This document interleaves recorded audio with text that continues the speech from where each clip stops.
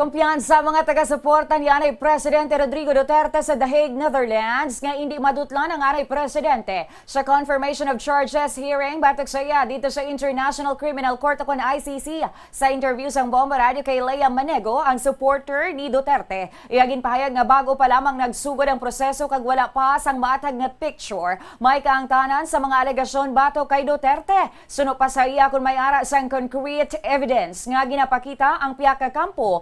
Mayara man sila sa mga ebidensya nga iga-representar sang defense. Ginatag man sila nga pesar mainit ang tensyon sa tunga sa mga taga-suporta sa mga biktima sang drug war ni Duterte kag sa mga taga-suporta naman ni Anay Presidente Duterte, nagapabilin sa gihapon ang respeto sa tunga sa mga ini sa International Criminal Court. Nagalaw man ang mga ini nga makitaan sang ICC ang positibo nga resulta sa ginpatigayon nga pagpakigbato sang Anay Presidente sa drug war diri sa Pilipinas.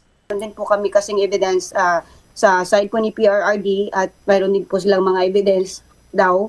So, yeah, we will see until 27 po. Bata pa ako noon, wala pa akong naririnig na ganyan, pero nakita ko lang si PRRD, like our tatay, he is reminding everyone ng mga kabataan na don't use drugs all the time. Kaya that's why also I'm a guardian right now because of Tatay Digong.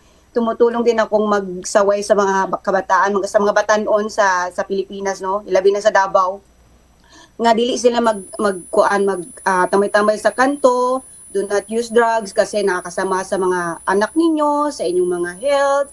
So, yun lang naman ang sinasabi ni Tatay Digong, reminding the kids na do not use drugs.